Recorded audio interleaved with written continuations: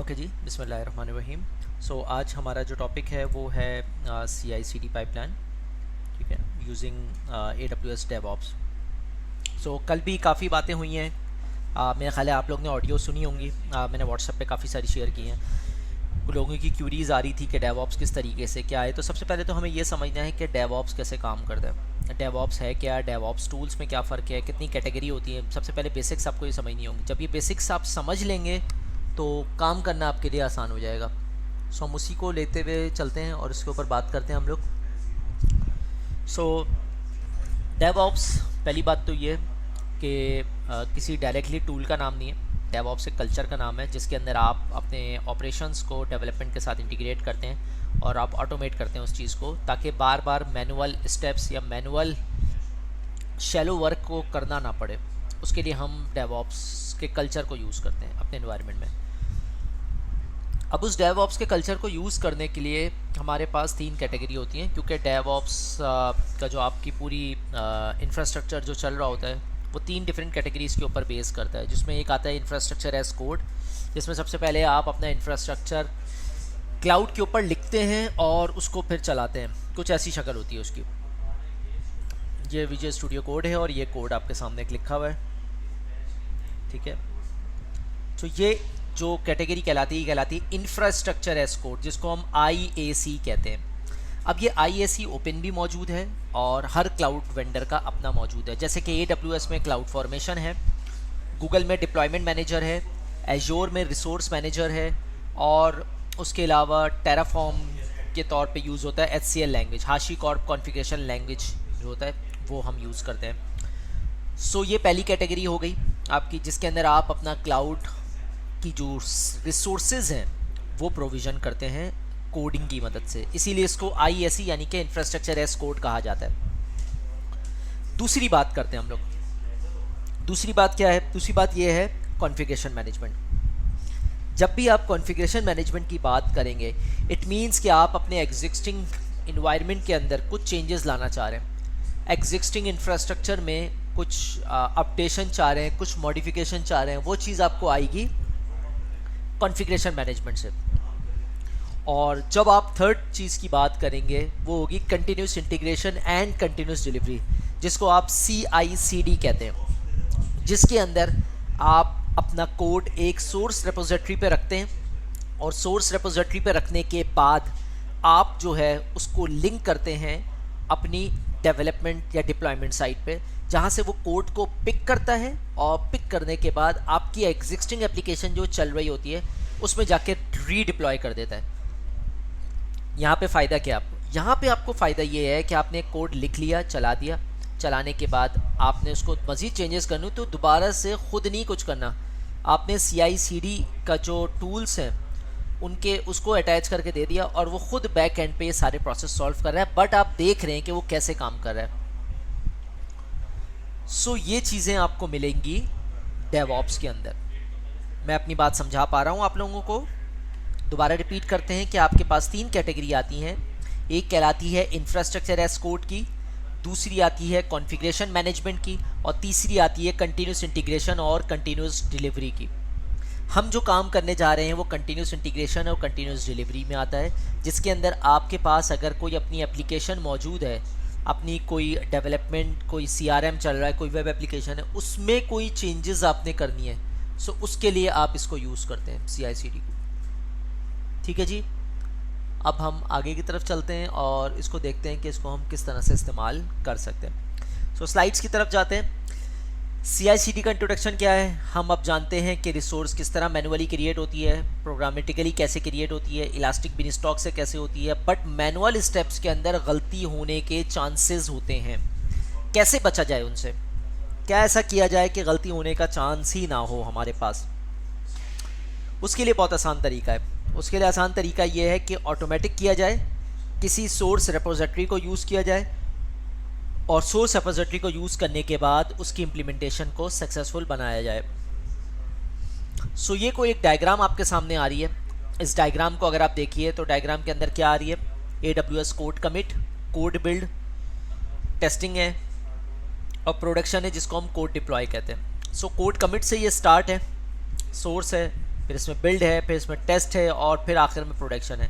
So code commit वो जगह है, जैसे कि आप में से कुछ लोग होंगे वो गिटहब यूज़ कर रहे होंगे, कुछ होंगे जो बेसिकली उसको यूज़ कर रहे होंगे, अपना बिटबकेट को यूज़ कर रहे होंगे, कोई गिटलैब को यूज़ कर रहे होंगे।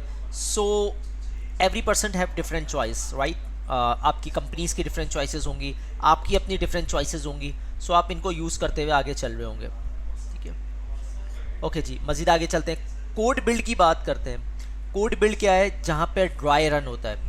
ड्राई रन का मतलब आपने अपनी एप्लीकेशन बना ली है, डिप्लॉयमेंट से पहले उसको टेस्ट करके देख रहे हैं क्या ये प्रोडक्शन पे चलेगी या ये रोल बैक हो जाएगी, ये कहलाती है ड्राई रन।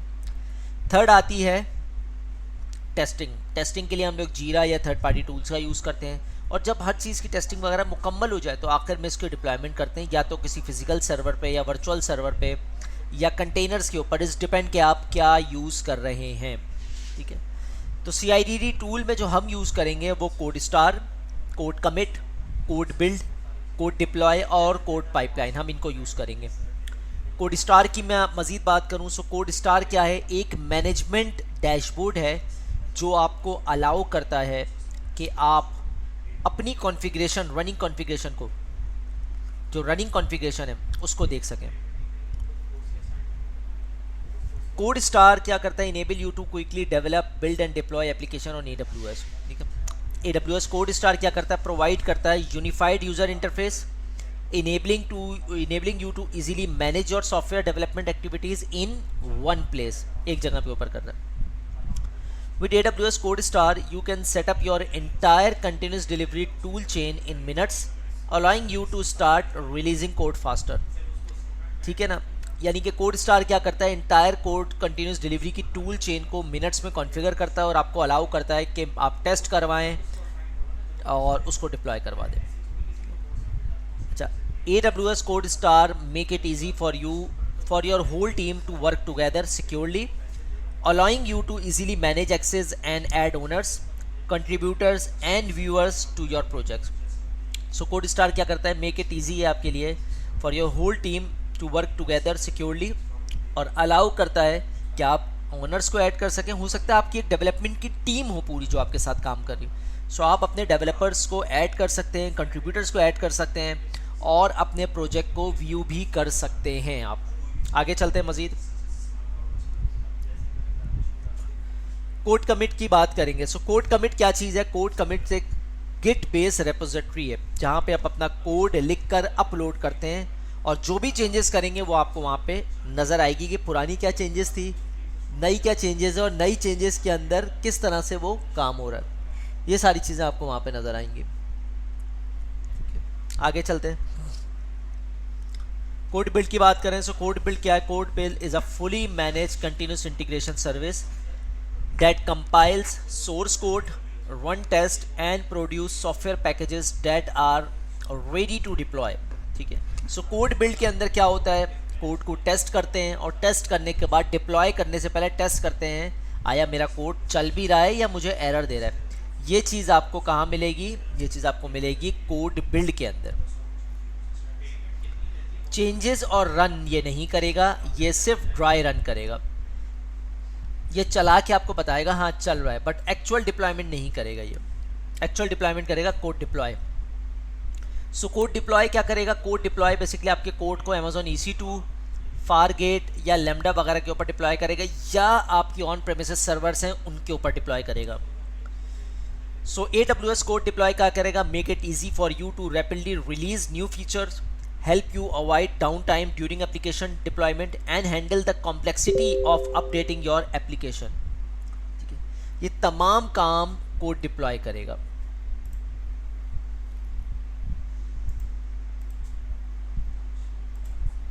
क्लियर है यहां तक?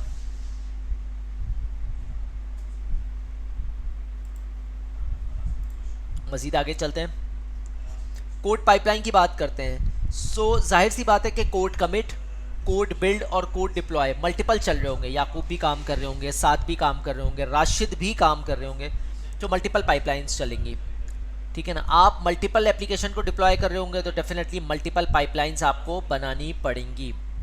कुछ इस तरह का इंफ्रास्ट्रक्चर सामने आएगा आपका, जिसमें सोर्स है, कोड कमिट के तौर पे, फिर कोड बिल्ड, फिर डिप्लॉय है, फिर मॉनिटर है, ये तमाम चीज़ें आपको इसके अंदर मिलेंगी। ठीक है, फिर पाइपलाइन है, ये तमाम चीज़ें आपको इसमें नज़र आएंगी और आप इसको कंप्लीट करेंगे पूरा। कुछ और डायग्राम्स भी आपके सामने आती हैं इसमें, अगर आप देखें प्लान है, कोड है, बिल्ड है, टेस्ट है, रिलीज़ है, डिप्लॉय है, ऑपरेट है, ये तमाम चीज़ें आपको यहाँ मिलेंगी। आप इस डायग्राम को ज़रा गौर से देखें और मुझे बताएं इसमें क्या समझ में आ रहा है आपको।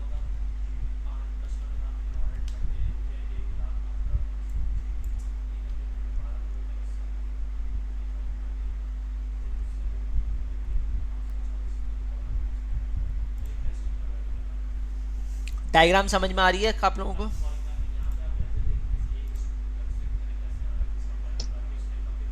हाँ जी जी उस्मान भाई, एक क्वेश्चन है कि कोड बिल्ड के अंदर कोई लिमिटेशन है कि या किसी भी लैंग्वेज को ये सपोर्ट करता है, जिस तरह हम ओपन सोर्स में मैवन या आंट का यूज कर रहे होते हैं, ये रहा, तो इसमें ये रहा सिर्फ आपका कोड नाम। बिल्ड के थ्रू ही हम सारा काम करेंगे?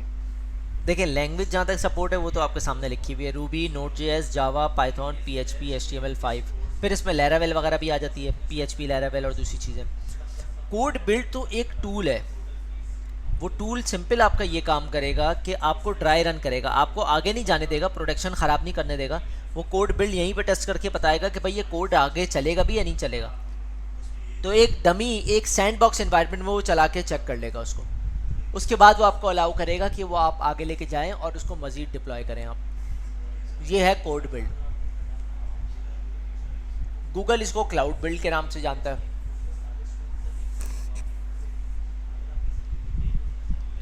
चलें आगे चलें।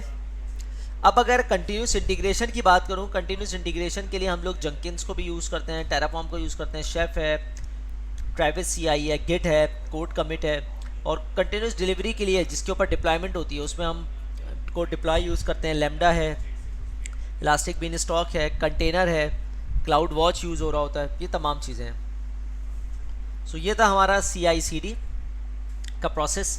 अब चलते हैं और इसकी लैब को परफॉर्म करके देखते हैं कि ये डिप्लॉयमेंट होगी कैसे एक्चुअली में। जब आप अपने हाथ से एक एक स्टेप परफॉर्म करेंगे तो मेरा ख्याल है बिल्कुल क्लियरली समझ में आ जाएगी। ऑब्जेक्ट क्या अचीव करना है बता देता हूँ मैं आपको। ऑब्जेक्ट हमें ये अचीव करना है कि हम एक PHP लैरावेल की एप्लीकेशन डिप्लॉय करेंगे और डिप्लॉय करने के बाद एक एप्लीकेशन हमारे सामने आ जाएगी और इसी प्रोसेस से गुजरेगी। वो कोड स्टार के थ्रू कोड कमिट होगा, कोड बिल्ड होगा और कोड डिप्लॉय होगा। जब ये फाइनल कर देगा तो फाइनल करने के बाद फिर आगे चीज़ें आएंगी।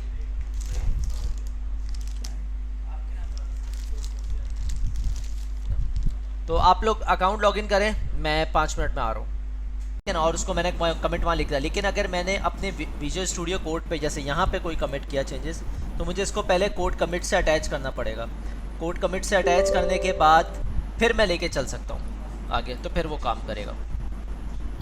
और ये अपने पास लास्ट चेंजेस रखेगा या नहीं रखेगा? जैसे अगर हमने कोई नए कोड में नई चेंजेस की तो पुरानी वाली चेंजेस हमें शो करेगा? कोई पुरानी चेंजेस शो करेगा, वर्जन बनते हैं ना इसके अंदर, वर्जन 1, वर्जन 1.1, 1.2, तो वो नज़र आएगा। लेकिन जो आपकी मास्टर होगी ना, मास्टर में अपडेटेड वर्जन होगा और उसी के थ्रू डिप्लॉयमेंट होगी, यानी कि फ्यूचर में जो भी चेंजेस होगी एप्लीकेशन में वो उस मेन रेपोजिटरी के थ्रू होगी।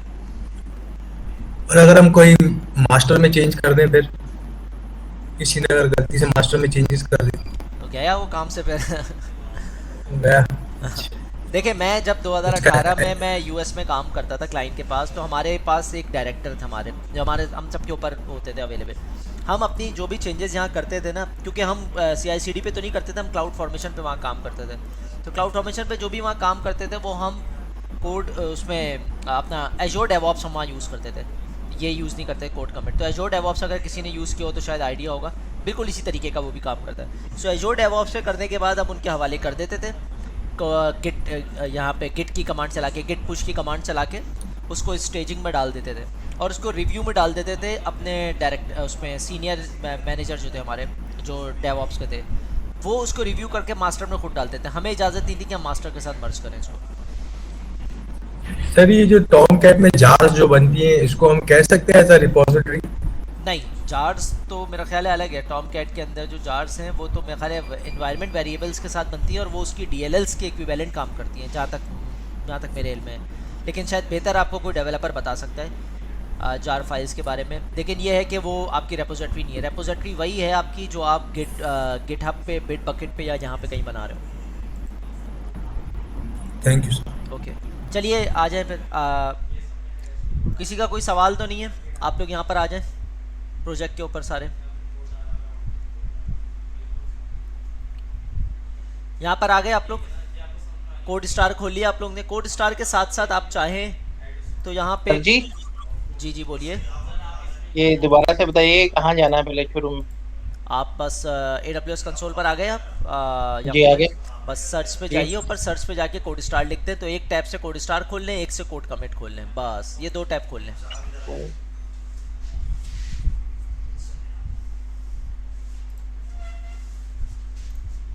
कोड स्टार खोलना है और एक कोड कमिट। कोड कमिट खोल लें।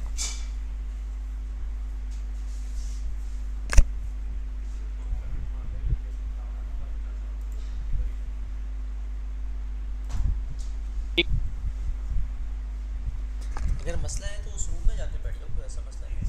हाँ, अगर इशू हो तो वो रूम खाली है, वो रूम खाली है। नहीं नहीं, मुझे कोई इशू नहीं। अच्छा जी, सो स्टार्ट करते हैं कोड स्टार को हम लोग। कोड स्टार के अंदर जब आप आएंगे तो यहाँ पे स्टेप नंबर 1, मैं एक एक स्टेप लेके चलूँगा ताकि आसानी रहे, और प्लीज़ मुझे एक्नॉलेज करते रहिएगा तमाम स्टूडेंट। अगर मैं आगे निकल गया और बाद में किसी स्टूडेंट ने बोला तो पीछे आना मुश्किल होगा, ठीक है? सो एक एक स्टेप पे मुझे एक्नॉलेज करते रहिएगा। क्रिएट प्रोजेक्ट पर क्लिक करें, स्टेप नंबर 1।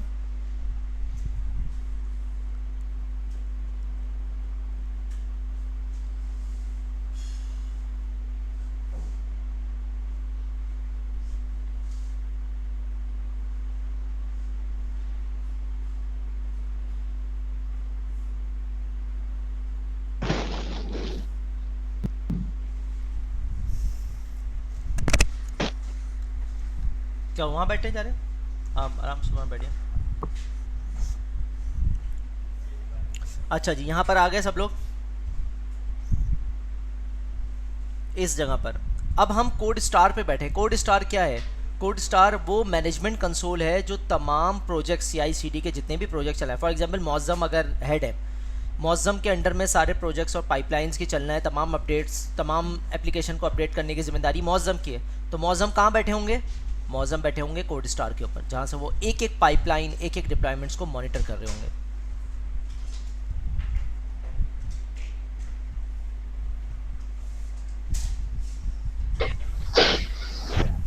जी, चलूँ आगे फिर मैं?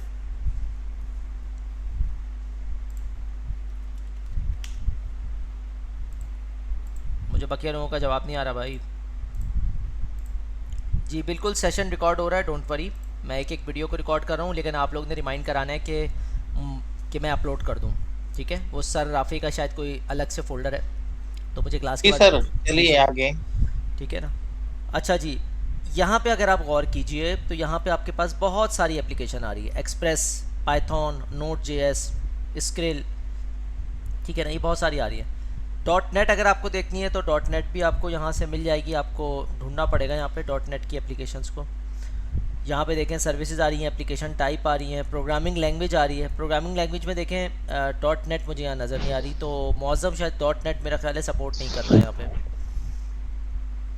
ठीक है ना? लेकिन यहाँ C लैंग्वेज है, गो है, C# है यहाँ पे ना। अच्छा C# है, ओके सही है।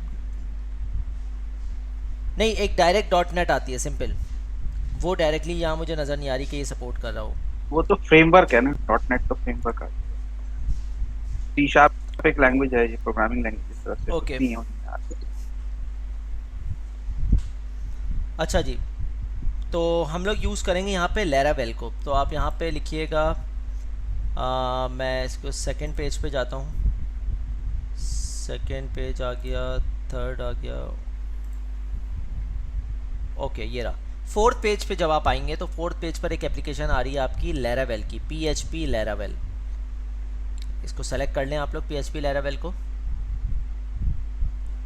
ये मैं क्यों सेलेक्ट कर रहा हूँ, मैं कोई और लैंग्वेज या कोई और यूज़ क्यों नहीं कर रहा हूँ, उसकी एक वजह भी है।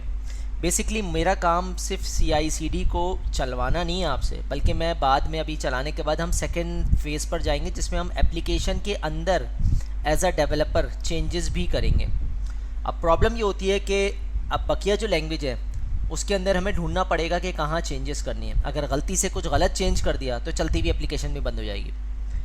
मैं आपको वो सिनेरियो समझाना चाह रहा हूँ कि बीइंग अ डेवलपर अगर आप एक एप्लीकेशन डिप्लॉय कर रहे हैं और बाद में उसके अंदर कोई चेंजेस करनी है तो किस फाइल पे जाके चलेंगे। तो हम लोग नॉर्मली PHP Laravel को यूज़ करते हैं क्योंकि हमें पता होता है इसकी फ़ाइल में कहाँ चेंजेस करनी है। बकिया जगह पे हमें मैनुअली देखना पड़ेगा। दैट्स वाई कि मैंने सर ये PHP के नाम पे दो आ रही हैं, एक जी। EC2 के लिए, एक बिनस्टैक के लिए। मैंने देखें कौन सी वाली सेलेक्ट की है।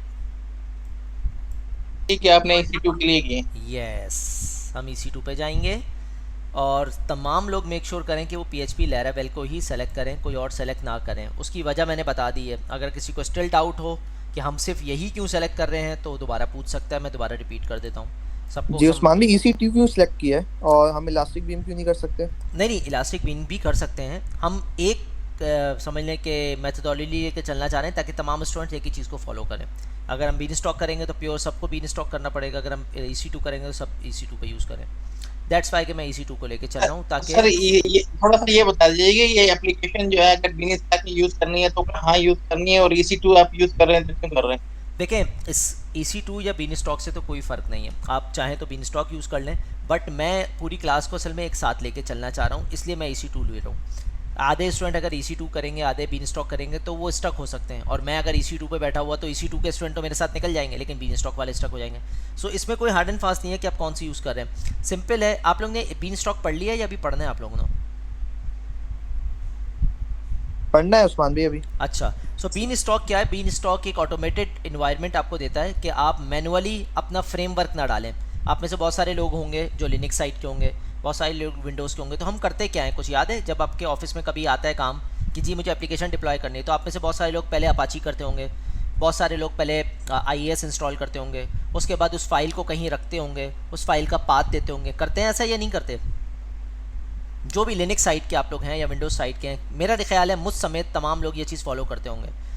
बीन स्टॉक कहता ये है कि भाई मुझे एप्लीकेशन दे दो, मुझे मशीन का साइज़ बता दो, मैं खुद करके दे दूँगा। सो मैं अभी ना पढ़ाने की दो वजह है। एक तो ये कि बीन स्टॉक आपने पढ़ा हुआ नहीं है, अगर मैं अभी करवा दूंगा तो माइंड डबल होना शुरू हो जाएगा। दूसरी बात ये कि इलास्टिक बीन स्टॉक की कॉन्फ़िगरेशन थोड़ी सी डिफरेंट होती हैं, वो फिर क्या होगी आपके लिए बहुत ज़्यादा कॉम्प्लेक्स हो जाएगी, और इलास्टिक बीन स्टॉक ना पढ़ने की वजह से भी आधे सेशन समझ में आएगा, आधा नहीं आएगा।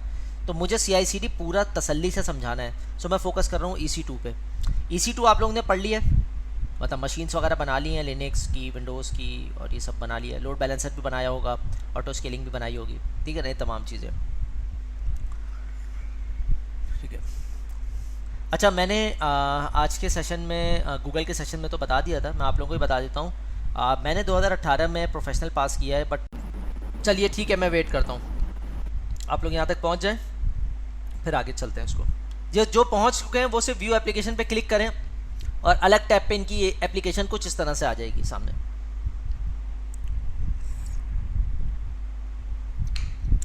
दोबारा बताएंगे सर कहाँ ये थोड़ा पे? रिपीट कीजिएगा प्लीज। हाँ, कोड स्टार आप लोग आ जाए। देखिए कोड पाइपलाइन आपने खोला हुआ था ना, मैं आपको सजेस्ट करूंगा कोड पाइपलाइन अलग टैब पे जो खोला हुआ है उसको भले खुले रहने दें, कोई मसला नहीं है, लेकिन आप जो असल है वो कोड स्टार जहां आपका प्रोजेक्ट बना था उसमें एक टैब आ रहा है 4th नंबर पे पाइपलाइन का। क्या ये टैब सबको नजर आ रहा है?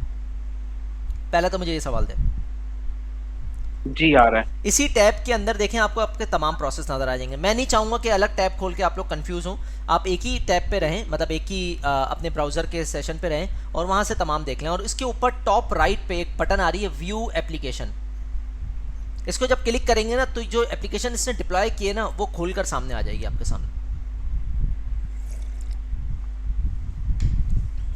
जी आ गई। परफेक्ट हो गया, जबरदस्त। अच्छा, एक सवाल इसमें ये था, जैसे हमने EC2 सिलेक्ट किया था तो उसने बैकग्राउंड में एक्चुअली क्या किया कि उसने एक EC2 क्रिएट किया, उसके अंदर एक एनवायरनमेंट उसने खड़ा किया जो कि इस एप्लीकेशन को चलाएगा। वो कोई वेब सर्वर होगा, कोई उससे रिलेटेड चीजें होंगी, वो उसने खड़ा करा और उसके बाद फिर वहां पे ये एनवायरनमेंट उसने कर दिया। बेसिकली रिपोजिटरी वगैरह उसने जो है वो वहां पे, ये रिपोजिटरी का EC2 से क्या ताल्लुक है? मतलब अगर कोड स्टार तो समझ में आ गया कि एक आईडी एनवायरनमेंट है और एक प्रोसेस है जिसमें वो मुख्तलिफ आपके स्टेप्स को कंट्रोल करते हुए वो आपको जो है वो ये इंफॉर्मेशन CI/CD की और दूसरी चीजें देता है। तो इसमें EC2 का और जो कोड हमारा चल रहा है या कोड की रिपोजिटरी है, उनका लिंक किस तरीके से, कोड की रिपोजिटरी हमने सिलेक्ट किया था कि इसकी एग्जाम्पल बहुत आसान तरीके से देता हूँ। आप लोग ने जी S3 की जी लैब कर ली है सर राफी के साथ? जी जी कर S3 का जो वो रखा हुआ था हमने, सैंपल स्टैटिक वेबसाइट है, वो कहाँ से डाउनलोड किया था? वो डाउनलोड तो खैर हमने वहां से किया था जो हमें कहाँ से? गूगल ड्राइव दी हुई है। गूगल ड्राइव है। गूगल ड्राइव आपकी रेपोजिटरी हो गई। पहला सवाल का जवाब। अब दूसरा सवाल, सही, कहाँ डिप्लॉय किया था आपने? S3 के अंदर, S3 बकेट के अंदर, बकेट के अंदर किया था, वो आपका EC2 हो गया। सिंपल। सही है। तो अभी जितनी भी हम डेवलपमेंट कर रहे हैं, करेंगे मिसाल के तौर पे जैसे इस पे करते हैं और जितना भी कमिट करते हैं वो सारा जाके जो सेव होगा वो गिट के अंदर, गिटहब गिट के के अंदर अंदर या होगी। दूसरा जो देखिए गिट वहां और सेव गिटहब में होगा। फ़र्क है, गिट और गिटहब में फ़र्क है।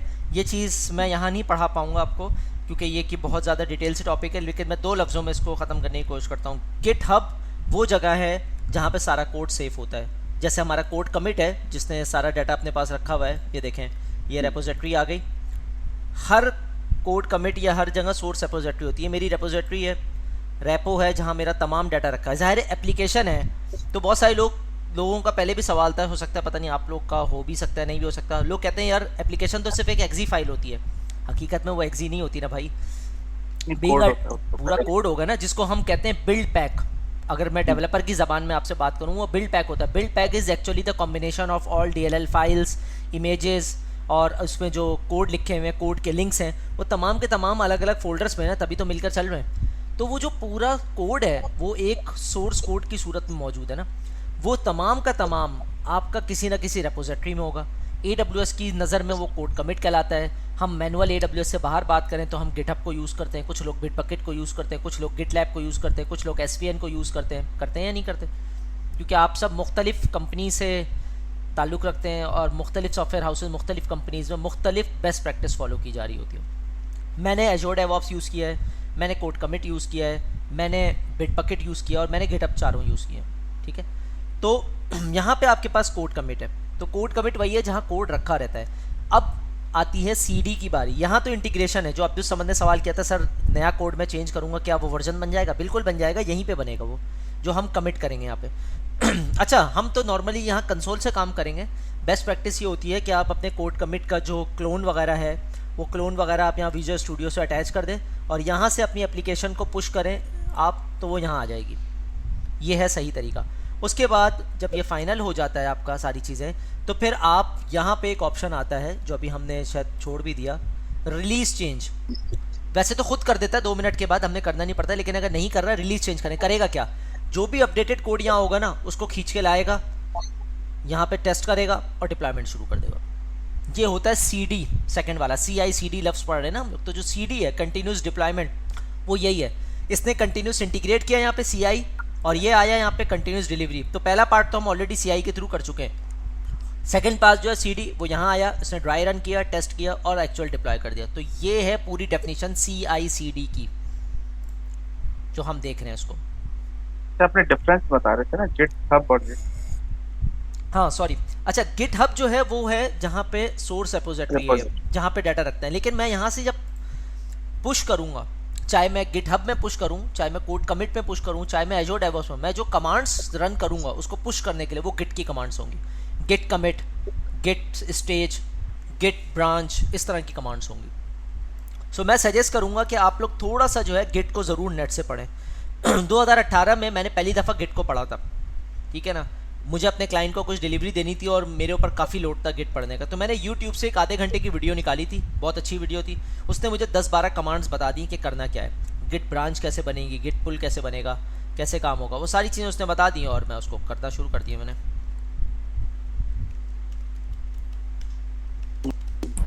उस्मान भाई, इसमें हमने एप्लीकेशन को डायरेक्टली डिप्लॉय किया EC2 पे, तो इसमें हमने कोई टेस्ट केसेस नहीं बनाए और ना ही हमने इसमें डिफाइन किया कि ये हमारी स्टेजिंग स्टेट है, तो इससे फिर आगे प्रोडक्शन की तरफ हम जाएं, तो वो हम कैसे कर सकते हैं? स्टेजिंग के लिए भी अपना CI/CD है, प्रोडक्शन का अपना CI/CD है। आप ये जो एनवायरनमेंट है, प्रोजेक्ट है, इसको आप एज अ डेवलपमेंट स्टेज बनाते हैं, क्योंकि देखें डेवलपमेंट CI/CD के अंदर जो टेस्टिंग होती है वो यहाँ बिल्ड वाली स्टेज पर हो जाती है खुद ही।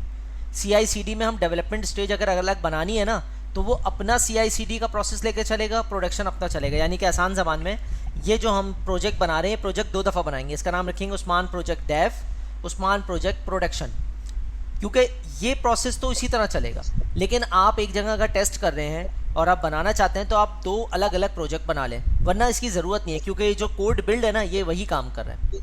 बट अगर आपने अपना इन्वायरमेंट अलग बनाया हुआ तो उसकी पाइपलाइंस भी अलग बनेंगी। आपकी प्रोडक्शन की अलग पाइपलाइन बनेगी, आपकी स्टेजिंग की अलग पाइपलाइन बनेगी, और स्टेजिंग और उसके जो ब्रांचेज होंगी वो भी अलग होंगी कोड कमिट के अंदर, ताकि वो उस ब्रांच से कोड उठाए डेवलपमेंट का। ठीक। और उस्मान भाई की जो बिलिंग होती है वो हर एक स्टेप पे बिलिंग हो रही है सबकी? हाँ, बिलिंग का मैं आपको बताता हूँ। कोड कमिट नॉर्मली $4 करता है। कोड कमिट जो है ना, ये आपने एक प्रोजेक्ट बनाया है, ये एक प्रोजेक्ट $4 चार्ज करता है महीने का। उसके अलावा कोड बिल्ड के अंदर जितनी देर वो प्रोसेस करेगा टेस्ट करने में, उतनी देर के पैसे हैं। कोड डिप्लॉय के अंदर इटसेल्फ डायरेक्टली कोई पैसे नहीं। कोड डिप्लॉय जिस मशीन पर डिप्लॉय करेगा उस मशीन के पैसे चार्ज होंगे आपके। सो इस तरह से इसकी कैलकुलेशन आपने करनी होती है। अच्छा, इसमें अगर कोई हमारी एप्लीकेशन है जिसमें बैकएंड पे डेटाबेस की भी रिक्वायरमेंट है, हाँ, फॉर एग्जांपल MySQL है, कुछ है, कोई वो वाली ई कॉमर्स वेबसाइट है, तो उस सूरत हाल में उसको किस तरीके से उसके इसमें कुछ भी नहीं होगा उसमें, मतलब क्योंकि अच्छा। CI/CD जो है ना, ये डेटाबेस के लिए काम नहीं होता। CI/CD सिर्फ एप्लीकेशन के लिए करता है। लेकिन डेटाबेस का बहुत आसान तरीका है, आपने जहाँ भी कोड लिखा होगा उस कोड के अंदर आपने कोई HTTP का Connectivity। पाथ, कोई API या कुछ दिया होगा, वो बैकएंड से खुद कर रहा होगा। CI/CD का काम सिर्फ एप्लीकेशन लेवल तक होता है, डेटाबेस में CI/CD नहीं चल सकता। सही है। तो उसका मतलब वो जो इसमें हम EC2 बना रहे थे, जिसमें आया था, तो उसमें वो की पेयर था, तो वो की पेयर यूज करते हैं, हम EC2 को एक्सेस करेंगे और वहाँ पे IAM के रोल या उसके थ्रू जो है वो वो अटैच कर दें। हाँ, मतलब जो भी है वो अटैच कर दें। लेकिन नॉर्मली इससे भी आसान तरीका मैं आपको बता देता हूँ। अभी हम अपने माइंड को थोड़ी देर के लिए डेवलपर सोचें हम सब, तो मेरे ख्याल है समझना आसान हो जाएगा। बीइंग अ डेवलपर मैं क्या करूँगा, मेरा जो सोर्स कोड लिखा हुआ है यहाँ पे, इसके अंदर यहाँ कहीं कोई ऐसी फाइल होगी जो कि बेसिकली API को या उस HTTP को लिंक करा रही होगी जो मेरे डेटाबेस से बात कर रहा है, या अंदर कहीं हाँ कॉन्फ़िगरेशन फाइल जो होती है वो होगी, और उसके अंदर ये देखें, बल्कि डेटाबेस आ भी रहा है, ये रहा पीछे, सॉरी कहाँ चला गया रेपोजिटरी। उस्मान रेप प्रोजेक्ट पे मैं गया, उस्मान प्रोजेक्ट पे जाके मैं डेटाबेस पे गया, ये रही फैक्ट्री माइग्रेशन सीट। अब आपके ख्याल में क्या ये डेटाबेस बना रहे हैं? नहीं, ये बेसिकली डेटाबेस की फाइल्स और उसकी फैक्ट्रीज वगैरह है। बैक एंड पे डेटाबेस एक अलग बन रहा होगा जहाँ ये फाइल्स लिंक हो रही होंगी उसकी आपकी फ्रंट एंड सर्वर के थ्रू या मिडिल वेयर के थ्रू। अच्छा जी, वापस मैं आता हूँ, मुझे दोबारा बताइए, कुछ स्टूडेंट पीछे रह गए थे, क्या ये खुल गया, ओपन हो गया सबका? मैं बातें इसलिए कर रहा था, मैंने कहा जितनी देर में स्टूडेंट यहाँ तक पहुँचेंगे मैं आप लोगों के सवाल का जवाब दे दूँ। सो ज़रा मुझे तमाम स्टूडेंट दोबारा बता देंगे कि यहाँ तक पहुँच गए, सबकी वेबसाइट खुल गई है।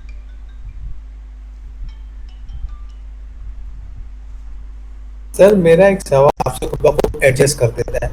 यहाँ पे हमने इंस्टेंस को EC2 को मेंशन किया है कि ये वाला इंस्टेंस लेते हैं, तो इसमें ऐसा कोई ऑप्शन नहीं है कि एप्लीकेशन के हिसाब से जो कोड है उसके हिसाब से ये मशीन को खुद ब खुद उठा ले? इलास्टिक बीनस्टॉक में भी कहाँ खुद से उठाता है? इलास्टिक बीनस्टॉक में मैं आपको खुद देना पड़ता है कॉन्फ़िगरेशन। नहीं, लेकिन रिसोर्सेज तो खुद एडजस्ट कर लेता है ना वो। मैं समझा नहीं, मतलब मैं अगर T2 माइक्रो दे रहा हूँ तो वो माइक्रो ही उठाएगा ना उसको? नहीं उठाएगा तो सही, लेकिन अगर रिसोर्सेज की ज्यादा जरूरत है। अच्छा, ऑटो स्केलिंग की बात कर रहे हैं आप? हाँ। देखिए ऑटो स्केलिंग नहीं, ऑटो स्केलिंग इसमें भी दे सकते हैं आप। इसमें क्लाउड फॉर्मेशन में टेम्पलेट दे दें और EC2 के साथ ऑटो स्केलिंग अटैच कर दें, वो ऑटो स्केलिंग से बना देगा। देखें ये जो CI/CD है ना, ये तो बेसिकली डायरेक्ट आपकी एप्लीकेशन सर्वर के ऊपर डिप्लॉय कर रहा है, जो सर्वर अटैच किया हुआ है। जिस सर्वर पे डिप्लॉय कर रहा है आप उस सर्वर का इमेज ले लिया करें रोज़, उसको ऑटो स्केलिंग से अटैच कर दें तो वहाँ से उठाना शुरू कर देगा। दूसरा ऑप्शन ये भी है कि जब भी आप इमेज नया बनाएं आप उसको बोलें कि गिट से जाके नया कोड लेकर आ जाए और वो नए कोड से आप रीडिप्लॉय कर लिया करें। तो ऑप्शन बहुत सारे हैं इसके अंदर जो आप इसको यूज़ कर सकते हैं। अच्छा, यहाँ तक सारे आ गए तो मैं अब अगले स्टेप की तरफ चलता हूँ। ये था पहला स्टेप, यानी कि CI/CD का पहला स्टेप था। अब असल आ रहा है CI/CD, यानी कि अभी तो हमने एक नॉर्मल डिप्लॉयमेंट किया है, अब मैं CI/CD का डिफरेंस बताने जा रहा हूँ। ज़रा गौर से समझिएगा और साथ फॉलो कीजिएगा। कोड कमिट पर आ जाएं ज़रा सारे। करने क्या जा रहे हैं या ऑब्जेक्ट क्या अचीव करना है, ज़रा उसको समझ लें। ऑब्जेक्ट क्या अचीव करना है कि जो कलर आ रहा है, इस कलर को तो शायद मैं चेंज ना कर सकूँ, लेकिन ये जो वर्डिंग लिखी हुई है, इन वर्डिंग्स में से कोई वर्डिंग्स को मैं चेंज कर दूंगा और वो दोबारा रीडिप्लॉय आपके होकर आपके सामने आएगी, तो आपके सामने उसका रिजल्ट आ जाएगा।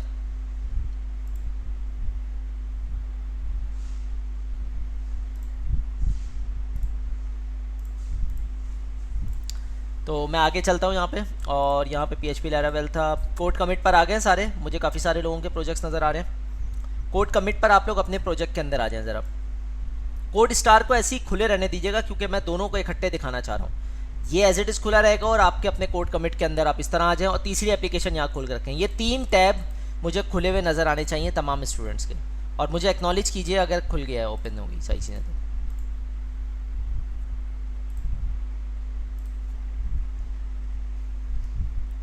सर ये कोड कमिट में मेरा प्रोजेक्ट कैसे नजर आएगा? बहुत आसान है यार। कोड कमिट पे आप जाइए, तो कोड कमिट पे आप जाएंगे तो उल्टे हाथ पे रेपोजिटरीज नज़र आ रही होंगी। उस रेपोजिटरीज पे जाएंगे तो हर एक की रेपो अलग बनी हुई होगी। यहाँ पे देख रहे हैं, हर एक की रेपो अलग बनी हुई है। मैं जा रहा हूँ उस्मान रेपो, ये देखें आसिफ है, राशिद है, ये नज़र आ रहा है। उस्मान रेपो में मैं चला गया।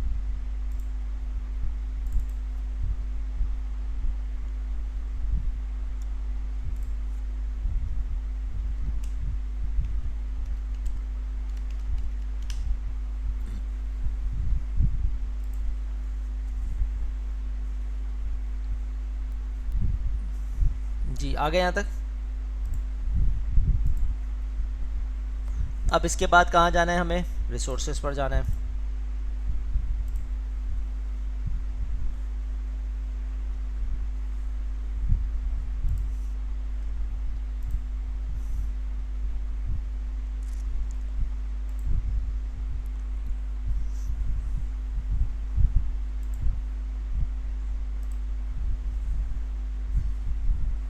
अच्छा, रिसोर्सेज पर जाने के बाद मुझे कहाँ पहुँचना है? व्यूज़ पर जाना है मुझे।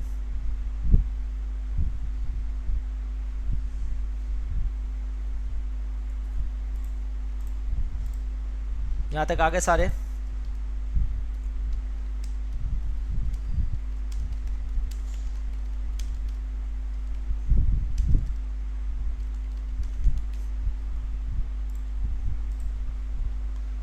ओके जी, इसके अंदर आपको नज़र आ रहा है वेलकम ब्लेड डॉट PHP। ज़रा इसको खोलें।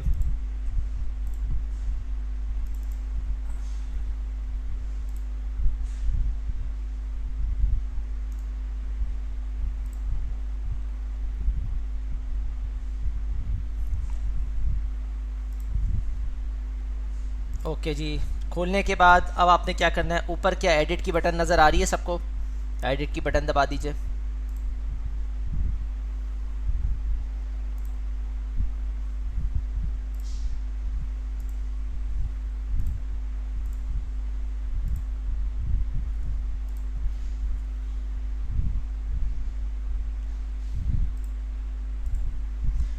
इसमें लाइन पे नीचे आएंगे आप, तो इस लाइन पे थोड़ा सा देखिएगा, आपके पास एक ऑप्शन आ रहा होगा यहाँ पे, ये रहा line number 58। Congratulation 59 you just created a PHP Laravel। तो मैं इस पर चेंज करता हूँ, मैं करता हूँ congratulations you have completed your CI। Oh sorry, मैंने शायद एडिट की बटन नहीं दबाई।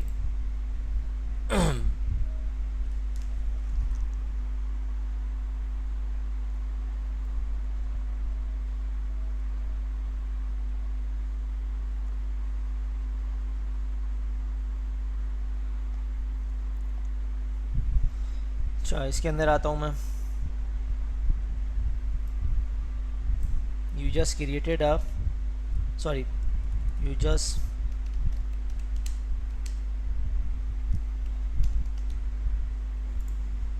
ये कर लिया मैंने। जब ये मैंने कंप्लीट किया, सिर्फ ये एक लाइन चेंज की, design and develop by in Seattle लिखा हुआ है, इसको मैं इन पाकिस्तान कर देता हूँ, ठीक है ना। और ये कंप्लीट करने के बाद नीचे कमेंटेटर का नाम देना है जो कमेंट कर रहा है। मैं कह रहा हूँ भाई उस्मान, ईमेल एड्रेस मैंने दिया अपना, और मैंने इसमें कर दिया टेस्ट चेंजेस। अब चेंजेस की बटन अभी नहीं दबा रहा मैं, पहले सब लोग यहाँ तक आ जाएं ज़रा।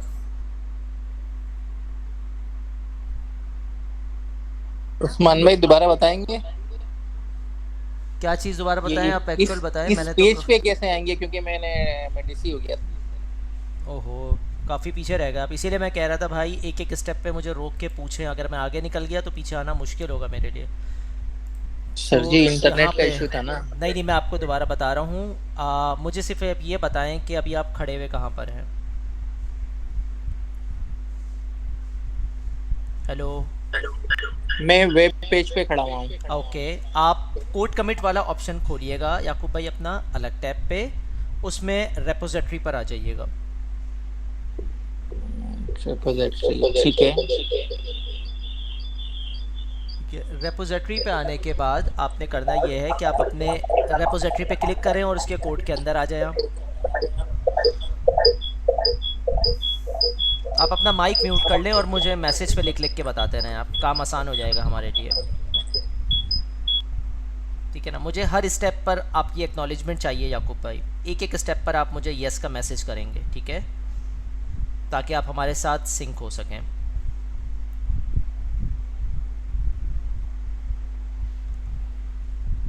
रिपोजिटरी के अंदर कोड का बटन नज़र आ रहा होगा, उसमें आपका प्रोजेक्ट हो गया। क्या प्रोजेक्ट पे क्लिक कर लिया है आपने?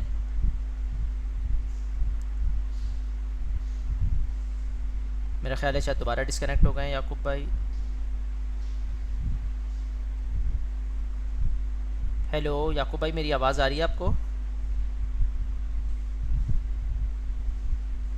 हेलो, चलें फिर आगे चलते हैं, फिर याकूब भाई आ जाएंगे तो फिर वो कनेक्ट कर जाएंगे। अच्छा, टेस्ट चेंजेस तक सारे लोग आ गए हैं?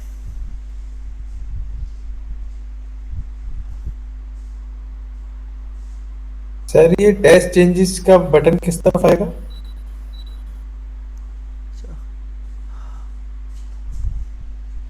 भाई साहब जी बोलिए, एक मिनट होल्ड कीजिएगा जी। You are now muted.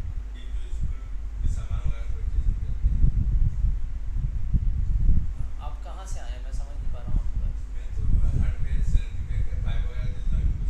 अच्छा अच्छा अच्छा अच्छा अच्छा, तो अरशद साहब से मिलना है आपको।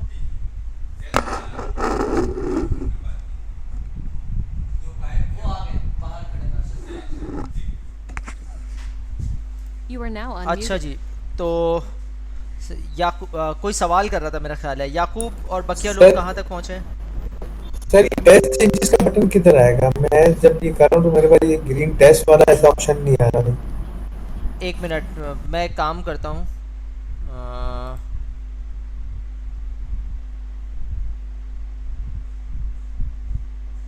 ये टेस्ट चेंजेस सिर्फ कमेंट है, वो नहीं है, बटन नहीं है। लास्ट में डिस्क्रिप्शन के अंदर कमेंट्स में टेस्ट चेंजेस है।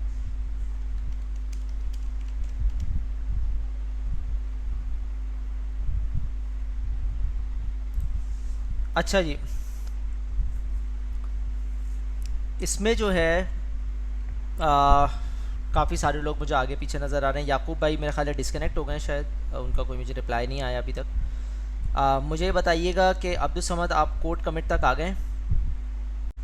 और ये चेंजेस करने के बाद मैंने कुछ नहीं किया, मैंने नीचे कमेंट कर लिया ऑथर का नाम जिसने चेंजेस किए हैं, उसका ईमेल एड्रेस और यहाँ पे उसका कमेंट मैसेज।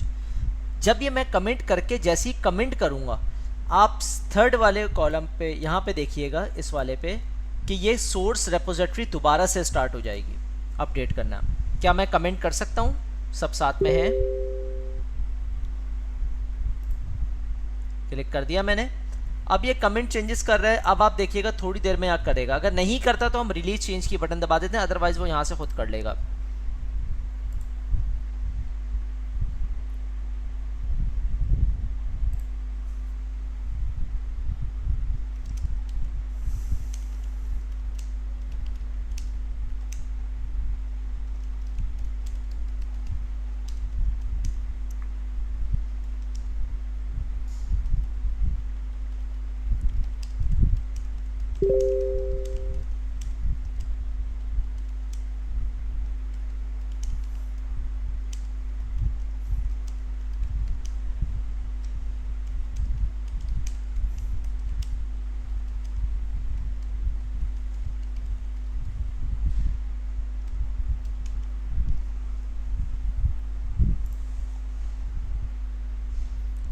फ़ौरन नहीं खुलेगा साथ, ये देखें बिल्ड में इन प्रोग्रेस आ रहा है। जब तक ये डिप्लॉयमेंट कंप्लीट ना हो जाए ये ओपन नहीं होगा।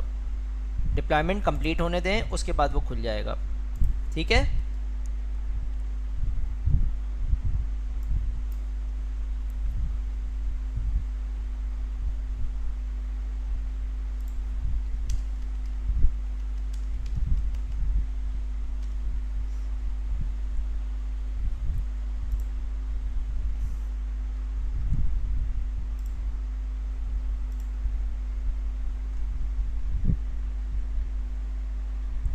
नहीं समीर, वो अच्छा खासा लंबा काम है, उसको सबसे पहले गिट पढ़ाना पड़ेगा आपको। गिट और गिटहब की आप जब तक वो कंप्लीट नहीं करेंगे अपना पूरा प्रोसीजर, वो कनेक्टिविटी नहीं बन सकती।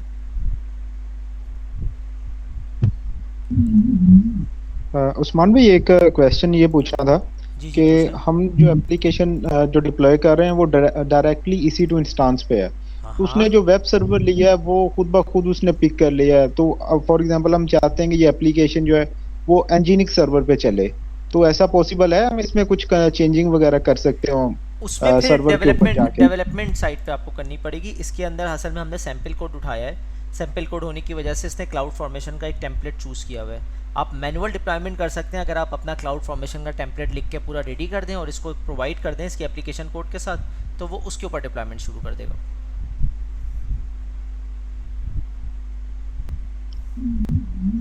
ठीक है, अब मींस के उसके क्लाउड फॉर्मेशन में वो सारा इंफ्रास्ट्रक्चर को प्रोविजनिंग करनी पड़ेगी ये हमें। देखें, ये देखें, ये क्लाउड फॉर्मेशन है। क्लाउड फॉर्मेशन में सारा कोड लिखा हुआ है। जैसे जैसे आप एप्लीकेशन पे चेंजेस कर रहे हैं, वो पहले क्लाउड फॉर्मेशन से इंफ्रास्ट्रक्चर पूरा बनाता है, आपकी VMs को रेडी करता है और फिर कोड स्टार को कहता है कि हाँ भैया VM रेडी, अब आप अपनी एप्लीकेशन को पुश कर सकते हैं। सो याकूब, आप ज़रा देखिएगा कि आपकी डिप्लॉयमेंट वाले स्टेज पे आप आ गए होंगे, एग्जीक्यूशन सेट और डिप्लॉयमेंट पे आप चल रहे होंगे, राइट?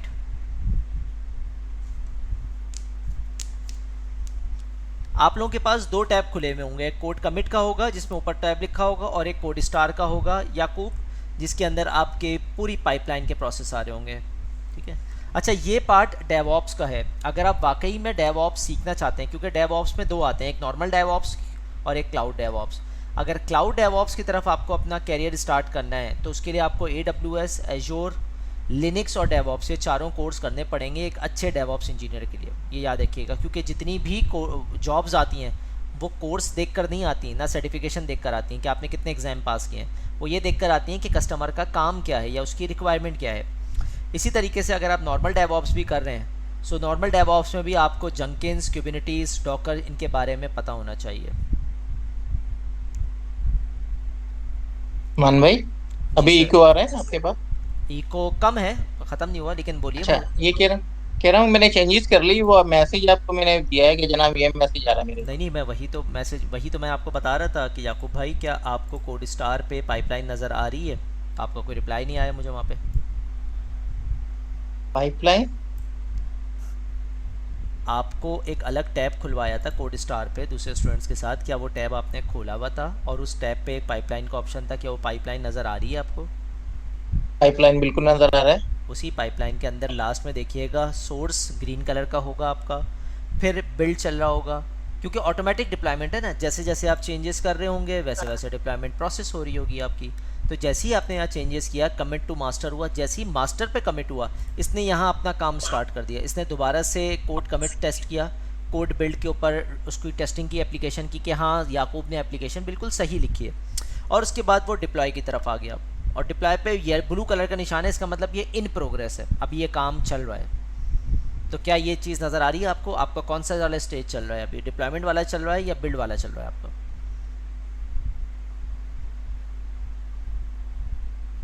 डिप्लॉयमेंट आखिर में AWS code deploy. AWS code deploy, बस ठीक है। जैसे ही ये डिप्लॉय हो, आप अपने पास ये व्यू एप्लीकेशन की बटन खोलिएगा, तो ये एप्लीकेशन पे जो लिखा हुआ है ना, जो भी आपने मतलब चेंजेस किए होंगे वो चेंज होएगी। आपने कोड में चेंजेस की थी याकूब भाई? नहीं, कोई खास नहीं की थी, बस कॉन्ग्रेचुलेशन के आगे लिख दिया था कुछ। हाँ, मतलब कुछ भी, मतलब एक लफ्ज़ भी चेंज किया तो वो चेंज हुआ होगा ना। जी जी, बस ठीक है, उसी से पता लगेगा। वेलकम नजर नहीं आ रहा था सर, इसलिए मैंने फिर कॉन्ग्रेचुलेशन के आगे कुछ भी नहीं, एक डॉट भी लिख दिया तो भी सही है। देखिए मकसद क्या है आप तमाम लोगों को समझाने का, कि आप विजुलाइज कर सकें प्रैक्टिकली कि आपने जो डिप्लॉयमेंट की थी उसके बाद डेवलपर बन के आपने अगर कोई चेंज की तो क्या वो रीडिप्लॉय हुआ या नहीं हुआ। तो मैं बता तो रहा हूँ, लेकिन आप खुद जब तक अपने हाथ से करके नहीं देखेंगे प्रैक्टिकली पता कैसे लगेगा आपको। इसीलिए तो इतनी चेंजेस करवाई है मैंने। तो मेरी डिप्लॉयमेंट हो गई सक्सीड। मैं यहाँ आपके सामने खोलता हूँ व्यू सर, एप्लीकेशन। मेरी भी चेंजेस हो गई और मुझे नजर आ जाएगी। ठीक है, देखिए मेरी भी हो गई। Welcome to Sherdil IT academy. So हमारा काम ये नहीं है चेंजेस करना, ये काम नॉर्मली डेवलपर का होता है, लेकिन अगर हमें अपनी किसी एप्लीकेशन किसी जगह चेंज करनी हो तो हम बड़े आराम से कर सकते हैं। नॉर्मली हमें डेवलपर कोड देता है, हम उस कोड को अपलोड करते हैं और दोबारा से पुश कर देते हैं, क्योंकि हमें नहीं पता कि डेवलपर में कोडिंग में कहाँ कहाँ चेंजेस करनी है। तो तो हमारा काम CI/CD प्रोसेस को समझने का था, जो हमने प्रॉपर तरीके से उसको समझा और इसको काम किया। ये कोड कमिट समझा देता हूँ आप लोगों को, ब्रांचेज और इसके बारे में। पहले मुझे ये बताएं कि जो डिप्लॉयमेंट थी ये सक्सेसफुल हो गई, समझ में आ गई सब? मैं कोड कमिट को थोड़ा, जी सर बिल्कुल समझ में आ गया। ठीक है, इसमें किसी का कोई सवाल है या मैं नेक्स्ट किसी पे जा सकता हूँ? मेरी लास्ट स्टेज पे है अभी डिप्लॉयमेंट। ओके ओके ठीक है, नहीं कोई मसला नहीं है। मौसम आप देख तो सकते हैं ना यहाँ पे, जब तक कोई मसला जी नहीं जी है, जी। ठीक है। अच्छा, मैं अब थोड़ा सा यहाँ समझाना चाह रहा हूँ। आप लोग सिर्फ कोड कमिट खोल लीजिएगा, बकिया छोड़ दीजिएगा। और कोड कमिट के अलावा एक और काम करें, यहाँ कोड स्टार खोल लें ज़रा। कोड स्टार सिर्फ खोल के छोड़ दें यहाँ पे, ताकि मैं आपको उसमें भी समझा सकूँ। सो कोड कमिट पे करना क्या है आप लोग ने? कोड कमिट में सिंपल करना ये होता है कि ये रहा कोड, मैं बाहर आता हूँ कोड कमिट के ऊपर, तो मेरे पास रेपोजिटरी आ रही है यहाँ पे। ये मेरे पास एक रेपो आ रही है जिसको मैं यूज़ कर रहा हूँ, उस्मान प्रोजेक्ट, ठीक है ना। और यहाँ पे इस रेपो के अंदर मैं जाता हूँ, यहाँ पे उस्मान प्रोजेक्ट के अंदर, तो देखें मेरे पास यहाँ पुल रिक्वेस्ट आ रही है एक। अब ये पुल रिक्वेस्ट पता है क्या होती है? पुल रिक्वेस्ट का मतलब ये होता है कि ब्रांच बनाई हुई है और ब्रांच से मुझे मास्टर में मर्ज करना है। मास्टर एक ब्रांच है और मेरी अपनी एक ब्रांच है, ठीक है ना। तो मुझे अगर उस अपनी जो मेरा असिस्टेंट है उसने जो कोड लिखा है उसको मास्टर में मर्ज करना है, तो मैं यहाँ पुल रिक्वेस्ट करूँगा, वो पुल रिक्वेस्ट होकर मास्टर में मर्ज हो जाएगी। मिसाल के तौर पे मैंने यहाँ एक ब्रांच बनाई फॉर एग्जांपल, और ब्रांच बनाने के बाद मैंने क्या किया, मैंने यहाँ क्रिएट ब्रांच किया, इसका नाम मैंने रख दिया उस्मान असिस्टेंट, ठीक है ना। ये मैंने रख दिया यहाँ पे ब्रांच फ्रॉम मास्टर, मास्टर से इससे एक ब्रांच बनाई। अब ये उस्मान असिस्टेंट पे अगर मैं जाता हूँ तो ये पता है क्या हुआ, ये इसने इस मास्टर ब्रांच को क्या कर दिया भाइयों? क्लोन कर दिया। क्यों क्लोन कर दिया इसने? इसलिए क्लोन कर दिया ताकि मास्टर ब्रांच में कोई गलती से चेंजेस ना कर दे। मुझे अगर कुछ काम करना है, दुनिया भर में होता ये है कि जो भी ब्रांच पे आप काम करो तो मास्टर का क्लोन लेके काम किया जाता है, फिर उसके अंदर काम करने के बाद हम चेंजेस करते हैं। फॉर एग्जांपल मैं यहाँ आया, मैं अब यहाँ थोड़ा सा इसके बारे में दिखा रहा हूँ, आप थोड़ा सा देख लें। मास्टर के अंदर चेंजेस थी मेरे पास, थी या नहीं थी? अब चलें एक थोड़ा सा चेंजेस दिखाता हूँ आपको। मैं ब्रांच में आया, ब्रांच में आने के बाद उस्मान असिस्टेंट था मौजूद, ठीक है ना। मैं मास्टर में कोई भी चेंज नहीं कर रहा, मास्टर को छोड़ दें। मैं यहाँ आया, यहाँ आने के बाद मैं वैसी रिसोर्स में गया, रिसोर्स में जाने के बाद मैं व्यूज़ में गया, और व्यूज़ में जाने के बाद मैं वेलकम ब्लेड डॉट PHP चला गया। अब मैं मास्टर पे चेंज नहीं कर रहा, बार बार बता रहा हूँ, मैंने उसका क्लोन किया है और उसमें चेंजेस कर रहा हूँ मैं। और मैं दोबारा से इसके ऊपर आ गया और यहाँ से मैं अब चेंजेस शुरू करूँगा। मैं पहले अपना प्रोजेक्ट भी खोल लूँ ज़रा यहाँ पे आपके सामने एक, और प्रोजेक्ट खोलने के बाद मैं यहाँ पे उस्मान प्रोजेक्ट पर जाता हूँ, और उस्मान प्रोजेक्ट के बाद मैं यहाँ पे पाइपलाइन पे आया तो मैंने एज इट इज़ खोल के छोड़ दिया बस। मैं यहाँ कोड कमिट पर आ रहा हूँ। कोड कमिट पर आने के बाद मैं दोबारा से कुछ एडिट करता हूँ। गौर करें ये उस्मान असिस्टेंट में चेंज हो रही है, मास्टर में चेंज नहीं हो रही, ठीक है ना। उस्मान असिस्टेंट पे आया मैं, और ये चेंज कर पाऊँगा मैं यहाँ पे, देख लेता हूँ। ये आ गया welcome to Sherdil IT academy. मैं आज को लिख देता हूँ वेलकम टू माय ब्रांच, मैंने कर दिया। करने के बाद मैंने किया उस्मान, दोबारा से यहाँ ईमेल एड्रेस दिया और लिखा टेस्ट। इसको मैंने कमिट चेंजेस कर दिया। अब ये कमिट चेंजेस मास्टर में हुई या मेरी ब्रांच में हुई? ब्रांच में होगी। ये देखो उस्मान असिस्टेंट, ये ब्रांच में हुई। इससे मुझे कोई ख़तरा नहीं है क्या चेंजेस हुआ, क्या हुआ, क्यों? क्योंकि जो मेरा कोड स्टार की पाइपलाइन है उसके ऊपर तो कोई इफेक्ट होगा ही नहीं ना, क्योंकि जो इसकी जो पाइपलाइन है, सोर्स कोड जो है वो किससे कनेक्ट है भाइयों? वो डिफॉल्ट से मास्टर से कनेक्ट है। तो अगर अब्दुस समद का कोई असिस्टेंट गलती कर देता है तो अब्दुस समद जवाबदेह नहीं होगा। क्यों? अब्दुस समद ही की रिस्पॉन्सिबिलिटी है कि मास्टर को चलाए। तो अब्दुस समद ये रिस्क कभी नहीं लेगा कि अपने असिस्टेंट को बोलेगा जाओ मास्टर पे चला दो। अब्दुस समद साथ बैठेगा, रिव्यू करेगा, चेक करने के बाद अलाउ करेगा वो। तो मैंने मास्टर बना लिया। ज़रा मैं दोबारा पीछे आता हूँ, ये मास्टर बन गया ना। अब मैं मास्टर को एक काम करता हूँ, मैंने चेंजेस किए हैं। दोबारा रिपीट कर रहा हूँ एक बात, मैंने मास्टर पे कोई चेंजेस नहीं किए हैं, मैंने ब्रांच में चेंजेस किए हैं। और ब्रांच में चेंज करने के बाद अब मैं यहाँ आया हूँ उस्मान प्रोजेक्ट पर। उस्मान प्रोजेक्ट पर ब्रांचेस आई हैं मेरी। कमिट देख रहा हूँ, क्या कोई कमिट हुआ है? कह रहा है हाँ भाई ये देखो कमेंट हुआ है 13 मिनट पहले हुआ है, ठीक है ना, टेस्ट के नाम से हुआ है 13 मिनट पहले। इनिशियल कमेंट 47 मिनट पहले हुआ है, ऑथर उस्मान थे इसके, ठीक है ना। अब ये ब्रांच हुई है, इस ब्रांच के, ये ब्रांच मौजूद है मेरी, इसके अंदर मैंने किया है, ठीक है ना। इस ब्रांच के अंदर जाता हूँ मैं, इस ब्रांच में क्रिएट पुल रिक्वेस्ट आ रही है मेरे पास। कह रहे भाई मास्टर से मैं कंपेयर करना चाह रहा हूँ कि क्या चेंजेस हुई हैं, ज़रा उसको भी देखें ना। अब ये आप लोग का सवाल था ना कि कंपेयर करें कैसे करें, ये रहा कंपेयर, मैं कंपेयर कर रहा हूँ। मैं कह रहा हूँ भाई मास्टर और इसके दरमियान ज़रा कंपेयर कर लो।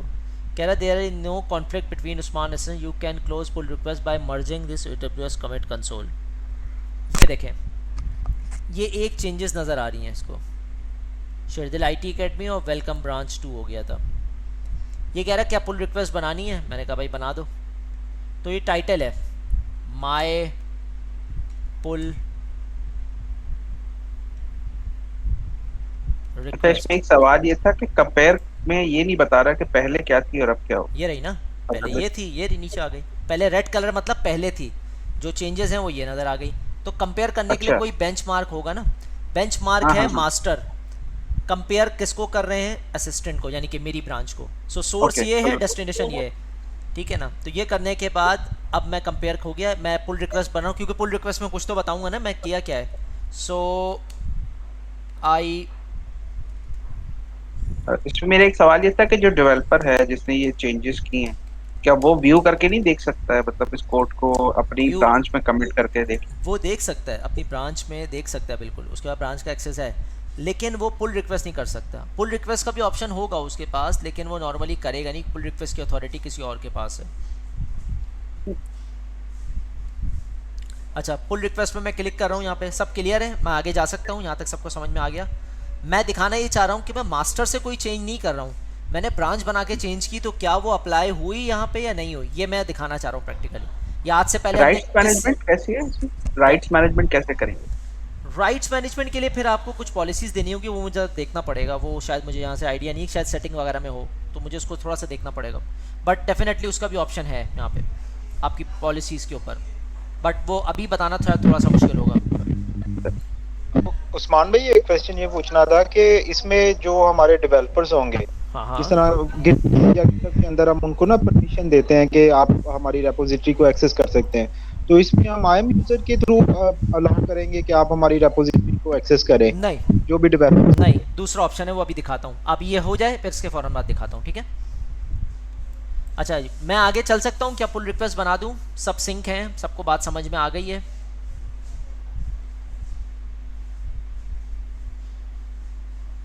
यार समीर, यूनिवर्सिटी के अंदर सिखाने का मकसद ये है कि यूनिवर्सिटी के अंदर किसी और चीज़ पे फोकस किया जाता है, वहाँ ये होता है कि परसेंटेज कैसे ऊपर लानी है, ठीक है ना। तो यूनिवर्सिटी, हमें ख्याल है हम सब यूनिवर्सिटी से निकले, लेकिन ये सारी चीज़ें हमने शायद यूनिवर्सिटी में कभी नहीं सीखी, क्योंकि माइंडसेट अलग है ना टीचर को पता, ना इंस्ट्रक्टर को पता, ना स्टूडेंट को सही पता, तो कल्चर ही डिफरेंट है।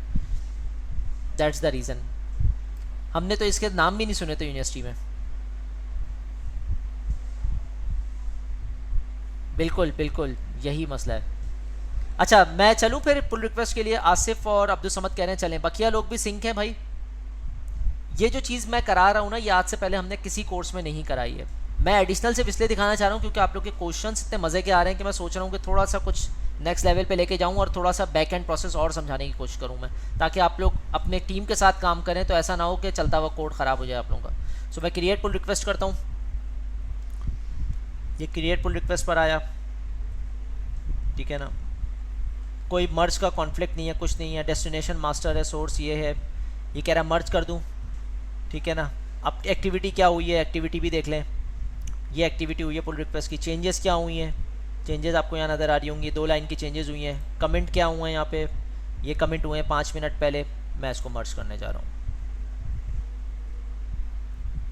ये देखें, fast forward merge, squash and merge, 3 वे मर्ज, ठीक है ना। मैं फास्ट फॉरवर्ड मर्ज कर रहा हूँ, pointer to tip of source branch.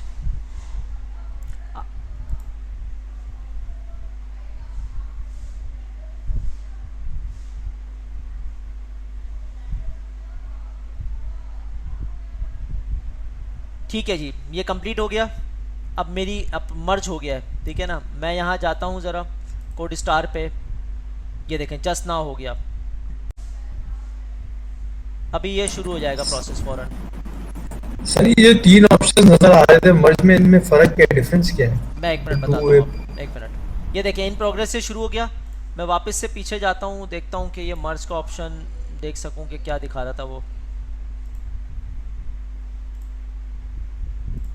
असल में एक में वो था कि आपकी जो ब्रांच है वो ब्रांच डायरेक्ट मर्ज हो गई, ठीक है ना। ये देखें मास्टर वो वाली ब्रांच ख़त्म हो गई। एक में ये था कि ब्रांच मौजूद, बकिया जो 2 ऑप्शन थे उसमें ये था कि वो ब्रांच रहेगी और ब्रांच की चीज़ें यहाँ मर्ज हो जाएंगी और ब्रांच दोबारा आप करने के काबिल हो जाएगी। वो ये था ऑप्शन जिसमें अलग से लाइन ब्लू कलर की आ रही थी। उसमें ये ऑप्शन था कि अलग से भी ब्रांच बना सकते हैं, क्योंकि हम अपनी ब्रांच को रखते हैं, हम नॉर्मली अपनी ब्रांच को बंद नहीं करते, हम नॉर्मली उसी ब्रांचेस में काम करते रहते हैं और वो अपलोड करता रहता है। सो ये कोई लैब ना करे, सिर्फ देखते रहें कि कैसे करना है इसको। सो मैं कोड पे आ रहा हूँ यहाँ पे, ये देखें इन प्रोग्रेस आ गया और ये डिप्लॉयमेंट की तरफ चल रहा है ये।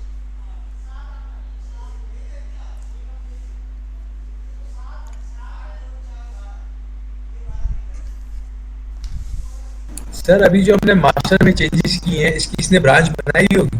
नहीं, मास्टर में चेंज नहीं की ना हमने मर्ज किया ना, ब्रांच कमेंट में। किया है। हाँ तो मर्ज किया मास्टर में ना, तो मास्टर की ब्रांच थोड़ी बनती, मास्टर तो मास्टर है।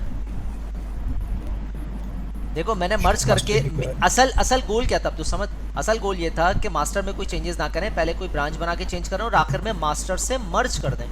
तो उसने क्या किया, उसने सोर्स लिया अपनी उस ब्रांच को, मास्टर लिया क्या डेस्टिनेशन लिया मास्टर ब्रांच को और मास्टर के साथ मर्ज कर दिया।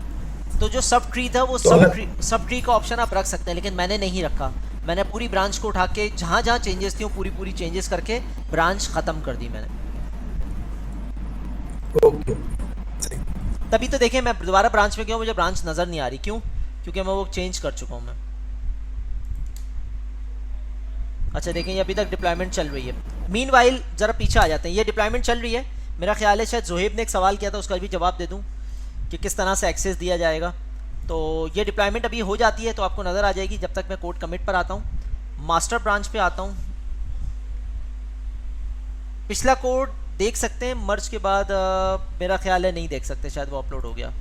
कमिट पे जाऊँगा ना तो यहाँ पुराने कमेंट आ रहे हैं, यहाँ से आप देख सकते हैं, आप ब्राउज़ करके ये जो कमेंट किए हुए ना, ये कमेंट दिखा सकता है आपको, कमेंट विजुअलाइजेशन। ये देखें ये कमेंट्स नज़र आ रहे हैं कि क्या क्या चेंजेस हुई हैं। कंपेयर कमेंट्स में आप जाके कंपेयर कर सकते हैं। यहाँ से डेस्टिनेशन में मास्टर ब्रांच दूँ, यहाँ से मैं एक फैज़ान ब्रांच, अभी शायद फैज़ान ने बनाई है मेरे उसमें, कह रहा है कोई डिफरेंस नहीं है। तो इस तरह के ऑप्शंस आप देख सकते हैं अगर वो हो। अच्छा रेपोजिटरी पे आ जाए, जोहेब ने एक सवाल किया था, मैं उसका जवाब दे दूँ। जोहेब ये देखिएगा HTTP SSH आ रहे हैं नज़र, तो मैं HTTP पे अगर जाता हूँ तो ये HTTP का कोड मैंने यहाँ से कॉपी कर लिया है, और इसके लिए कोड कमिट के लिए IAM में एक ऑप्शन होता है, यहाँ पे IAM पे यूज़र्स के अंदर मैं यहाँ जाता हूँ, मैं किसी भी यूज़र पे जाऊँ, मिसाल के तौर पे अल्ताफ़ पे चला गया, सिक्योरिटी क्रेडेंशियल पे जाता हूँ तो ये नज़र आ रहा है SSH keys for AWS code commit, सबको नज़र आ रहा है। क्रेडेंशियल यहाँ से देंगे आप लोग, क्रेडेंशियल यहाँ से जनरेट होगा, और HTTP का लिंक जो है वो अभी हमने जनरेट किया है आपके सामने। ये देखें ये HTTP का लिंक है जो हम देंगे क्लोन करते वक्त और गिट से कनेक्ट करते वक्त, ठीक है ना। सो मैं अगर यहाँ पे चलाने की कोशिश करता हूँ, मुझे कमांड्स याद नहीं है, मैं देखता हूँ शायद मैं चला पाऊँ यहाँ पे। तो ज़रा यहाँ पे देखते हैं कि क्या है, टर्मिनल पे जाता हूँ मैं, देखता हूँ गिट है भी कि नहीं है। अच्छा गिट है ही नहीं है। सो पहले तो मुझे गिट इंस्टॉल करना पड़ेगा यहाँ पे, उसके बाद ही मैं कर सकता हूँ आगे।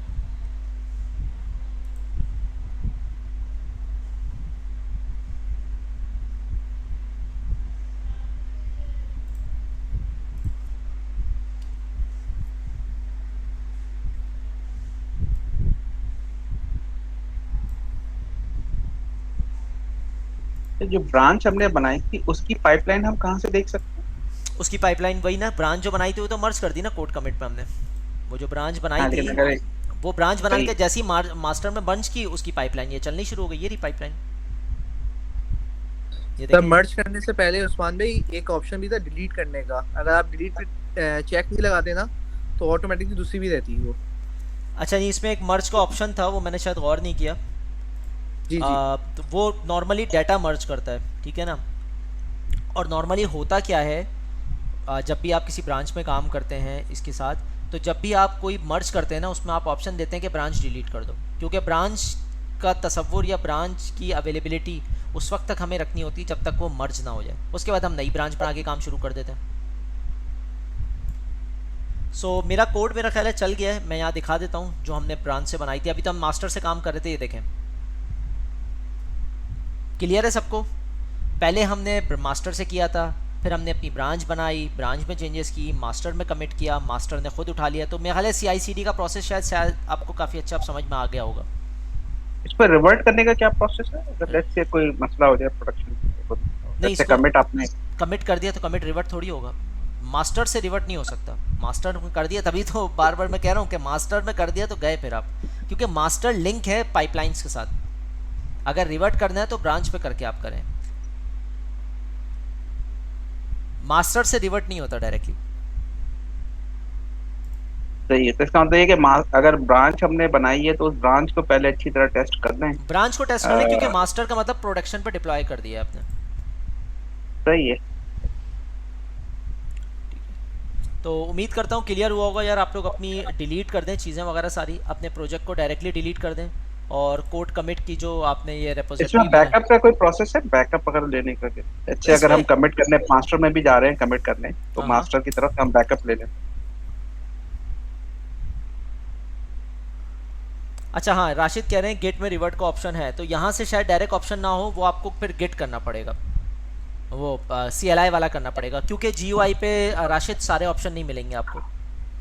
आप जब गिट क्लोन की कमांड चलाएंगे ना, तो वहाँ से वो रिवर्ट हो सकता है। मैं 1 मिनट देखता हूँ, शायद रिवर्ट का ऑप्शन हो। Just 1 minute. तो कोड कमिट भी मेरे ख्याल में रिपोजिटरी है। जी, कोड कमिट रिपोजिटरी, लेकिन ये CLI GUI पे सारे ऑप्शन नहीं देगा आपको ना। आपको फिर उसमें जाना पड़ता है अपनी कमांड लाइन पे, मतलब यहाँ पे विजुअल स्टूडियो पे लिंक करके फिर यहाँ कमांड्स के थ्रू करना पड़ता है। इसमें तो मुझे कोई डायरेक्ट रिवर्ट का ऑप्शन नज़र नहीं आ रहा। 1 मिनट रुके, ये रहा ना, कमेंट आ गया, ये कमेंट आ रहा है। मिसाल के तौर पे ये इनिशियल कमेंट है, ठीक है ना।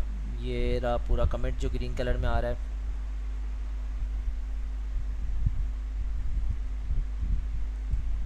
हाँ, मेरा ख्याल है यहाँ से आप रिवर्ट कर सकते हैं दोबारा से शायद पुरानी चीज़ें, कि किस जगह लेके जानी है आपको, क्या करना है। कॉपी कर लिए कमेंट आईडी, मैं इसको ब्राउज़ करता हूँ, तो ब्राउज़ करके ये खुल जाएगा। फिर यहाँ से पुल रिक्वेस्ट, हाँ ये रहा ना, ये आ गया ना। मैं दोबारा दिखा देता हूँ रिवर्ट का।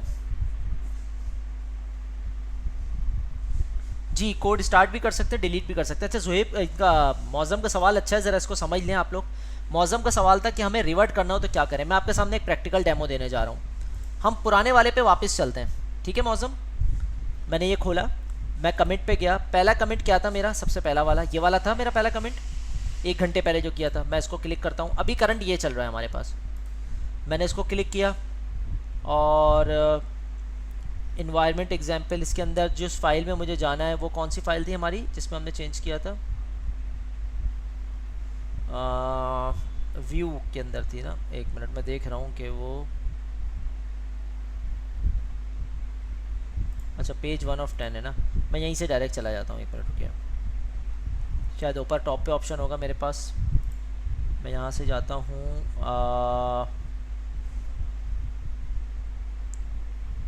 नज़र आ जाए ज़रा फाइल यार, वो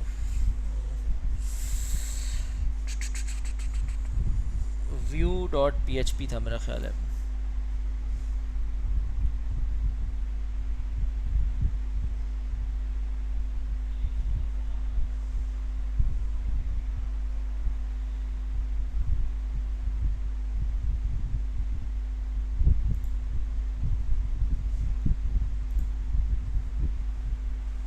अच्छा, view.php के अंदर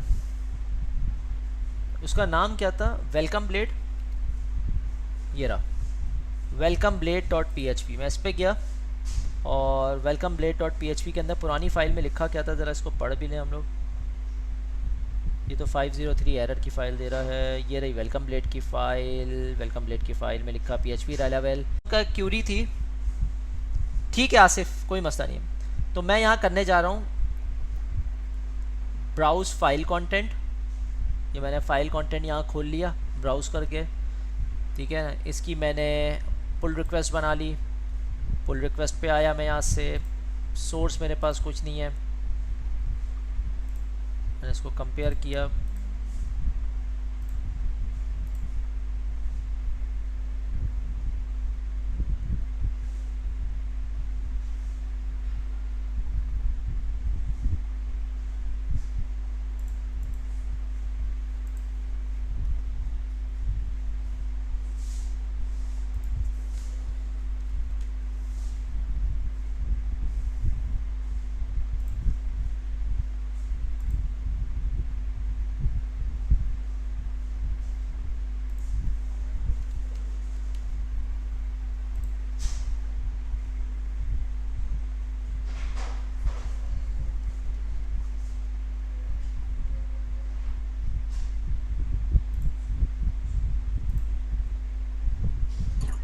उस्मान भाई अभी मेरी बनी नहीं थी।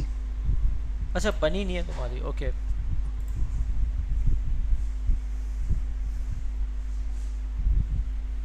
अच्छा मैं काम करता हूँ, पहले मैं अपनी एक ब्रांच बना के उसको फिर हम करते हैं। यहाँ पे रुको, मैं एक ब्रांच बना लेता हूँ पहले। यहाँ पे उस्मान रिवर्ट कर देता हूँ मैं। Branch from master, create branch.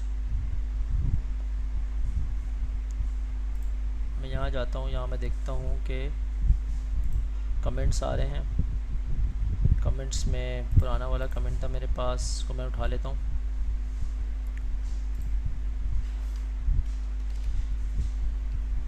ये वाली फ़ाइल थी जो मुझे चेंज करनी है। यहाँ पे वेलकम ब्लेड वाली थी। ब्राउज़ किया फ़ाइल के कंटेंट्स को मैंने। यहाँ पे फ़ाइल के कंटेंट को करने के बाद क्रिएट किया पुल रिक्वेस्ट को मैंने, सोर्स कर दिया मैंने उस्मान रिवर्ट को।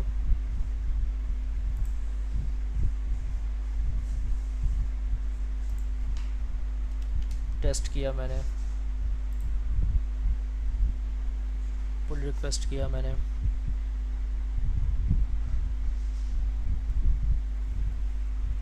मर्ज किया मैंने। अच्छा मर्ज में देखें वही चीज़ दोबारा आ गई है हमारे पास। ये कह रहा है फास्ट फॉरवर्ड मर्ज है जिसमें डिलीट कर देगा। स्क्वॉश एंड मर्ज है यानी कि combine all commit from the source branch into a single merge commit in the destination branch. और create a merge comment and add individual source commit to the destination branch, ठीक है ना। यानी कि individual source commit destination branch पे रखेगा और वहाँ से फिर लेके जाएगा बजाय इसके यहाँ ले जाने के। सो हम फास्ट फॉरवर्ड मर्ज करते हैं। ये ऑप्शंस बहुत सारे हैं, मैंने इतने सारे यूज़ नहीं किए, मैं सिंपल एक यूज़ लेके चलता हूँ उसको। और आखिर में डिलीट करने का ऑप्शन होता है तो हम डिलीट कर देंगे। सो मैं मर्ज करता हूँ दोबारा से इसको।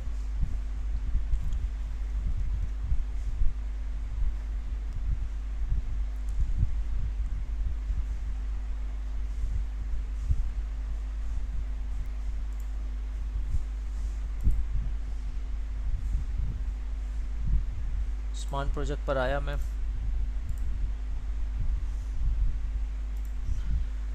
पाइपलाइंस पर आता हूँ, देखता हूँ क्या मर्जिंग चल रही है। हाँ इसने इन प्रोग्रेस स्टार्ट कर दिया।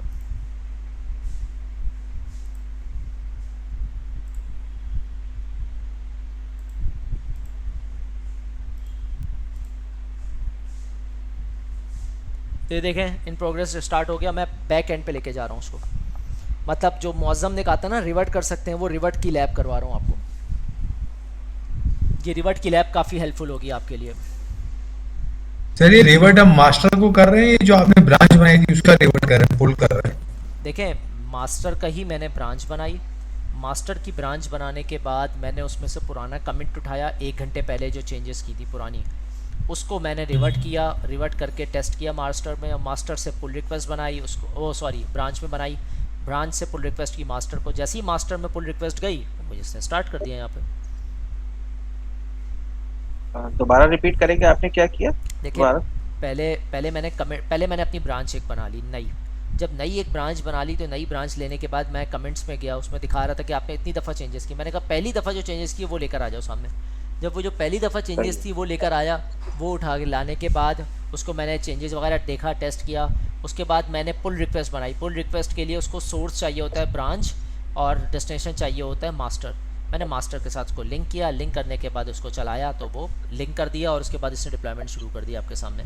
अब ये डिप्लॉयमेंट होकर अगर रिजल्ट आ जाता है इसका मतलब हम रिवर्ट का प्रोसेस भी कर सकते हैं, लेकिन आपको मास्टर ब्रांच कमिट पढ़ना पड़ेगा गिट को तसल्ली से। बगैर ब्रांच के मेरा ख्याल है नहीं कर सकते, वो मुझे एरर दे रहा था। हो सकता है ऑप्शन हो बट शायद मुझे इसमें नहीं मिला कोई ऑप्शन, क्योंकि बगैर मास्टर के उसको कंपैरिजन के लिए कोई तो जगह चाहिए। वो कमेंट उठा के रखेगा कहाँ पे जब तक उसके पास कोई ब्रांच नहीं होगी। तो ब्रांच ही तो पुल रिक्वेस्ट में जाएगी। देखिए कमेंट अगर आप कोई कर रहे हैं तो कमेंट करने के लिए जब तक उसके पास कोई ब्रांच ही नहीं होगी वो बगैर ब्रांच के पुल रिक्वेस्ट बनाएगा कैसे? पुल रिक्वेस्ट बनाने के लिए इसके पास सोर्स तो होनी चाहिए ना। बात समझ रहे हैं आप? तो अगर ब्रांच डिलीट कर दी तो गया।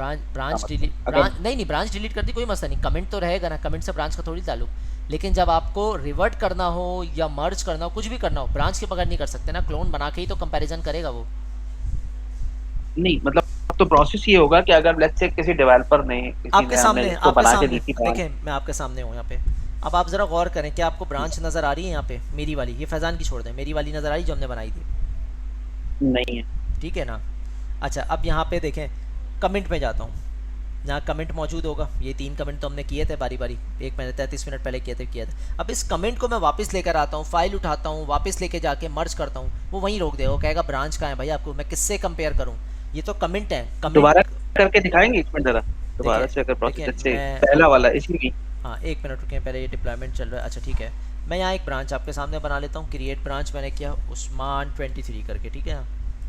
ब्रांच में गया, मैंने कहा ब्रांच फ्रॉम मास्टर से ब्रांच ले लो। उसने कहा ठीक है, क्रिएट ब्रांच कर ली मैंने। उसके बाद मैं कमेंट पे आया। यहाँ पे कमेंट पे आने के बाद मैंने ये पुराना वाला कमेंट उठा लिया, 1 घंटे पुराना वाला। इसने कहा इस कमेंट में तो बहुत सारी फाइलें हैं, आप किस फाइल में मतलब रिवर्ट करना चाहते हैं या वापस लाना चाहते हैं? मैंने कहा वेलकम ब्लेड। वेलकम ब्लेड पर आया, ये रहा वेलकम ब्लेड। इसने कहा ब्राउज़ करें फाइल के कंटेंट्स को। मैंने कहा ये लो ब्राउज़ कर लिया मैंने। फाइल के कंटेंट्स को मैंने ब्राउज़ किया। ब्राउज़ करने के बाद इसने कहा ठीक है, अब जो मतलब इसमें चेंजेस वगैरह अगर आप करना चाहते हैं ठीक है ना। ये सिंपल ब्राउज़ कर रहा है ये, और इसने क्रिएट पुल रिक्वेस्ट बना दी। अब जब क्रिएट पुल रिक्वेस्ट पे जाएंगे तो सोर्स मेरे पास कुछ होगा ही नहीं, तो कंपेयर करके वो आगे बढ़ेगा कैसे? तो मैं यहाँ सोर्स दूंगा उस्मान 23 और यहाँ कंपेयर के बटन दबाऊंगा। वो जब कंपेयर करेगा दोनों के डाटा को तो ही मैं आगे लेके जा सकता हूँ ना इसको, ठीक है ना। तो ये फाइल लेवल पे आपने जो है वो कंपेयर कर लिया जो चेंजेस हुई हैं। यस क्योंकि मैंने पुराना उठा लिया ना, ठीक है ना। अच्छा अब ये तो चले हमें पता है कि इसमें फाइल में चेंजेस हुई हैं, लेकिन अगर डेवलपर मिसाल के तौर पे काम कर रहा है तो हाउ डू, क्योंकि ये ऑब्वियसली ये वाला जो प्रोसेस है जिसमें आप मास्टर को रिवर्ट कर रहे हैं मास्टर के ऊपर, वो तो जो मैनेजर है वो कर रहा होगा, तो हाउ डू ही नो कि जी कौन सी फाइल में चेंजेस हुई हैं? देखिए उसके लिए ब्रांच बनानी पड़ेगी ना। रिवर्ट करने के लिए आपके पास पुराना डाटा होना ज़रूरी है। जब आप ब्रांच बनाते हैं ना, और ब्रांच बना मतलब मैंने नया काम किया, मैंने जब ब्रांच बना के कंपेयर कर रहा हूँ तो वो लेफ्ट एंड राइट साइड पर मुझे दिखा रहा होगा। अभी भी आपके सामने रेड और ग्रीन कलर से दिखा रहा था, लेकिन आपका प्रोसेस अलग है। आप पुराने वाले को वापस लाना चाह रहे हैं रिवर्ट, तो उसके लिए कमेंट का ही ऑप्शन आपके पास है, क्योंकि एक दफ़ा मर्ज कर दिया वो चीज़ ख़त्म हो गई ना। फिर फ़ायदा क्या? फिर वो ऑप्शन अगर मिलता है तो वो सिर्फ कमेंट पे मिलता है आपको, क्योंकि हर दफ़ा आप नया बनाते हो तो कमेंट करते हैं। फिर आप यहाँ पे ये सारे कमेंट के ऑप्शन आ रहे हैं आपके पास। देखें ये फॉरवर्ड ऑप्शन ही है। ब्रांच क्यों बनाई जा रही है, आप ये इस बात गौर करें ना। ब्रांच इसलिए बनाई जा रही है ताकि गलती से बचा जा सके। राशिद अगर अपनी टीम को लेके चल रहे हैं तो राशिद नहीं चाहते उनकी टीम का उनकी कंपनी का नुकसान हो और एप्लीकेशन ऐसी डिप्लॉय हो जो चलती ना हो। तो राशिद ब्रांच में लगा के उसको टेस्ट करेंगे और ब्रांच की अपनी या तो कोई पाइपलाइन बना दें। अगर आप लोगों को डर है तो मास्टर की पाइपलाइन को मत छेड़ें, अपनी CI/CD ब्रांच से कनेक्ट कर दें, ब्रांच पर टेस्टिंग वेस्टिंग कर लें, सब कर लें, और फिर उस ब्रांच के पुल रिक्वेस्ट बनाएं और आगे भेज दें। काम है आसान।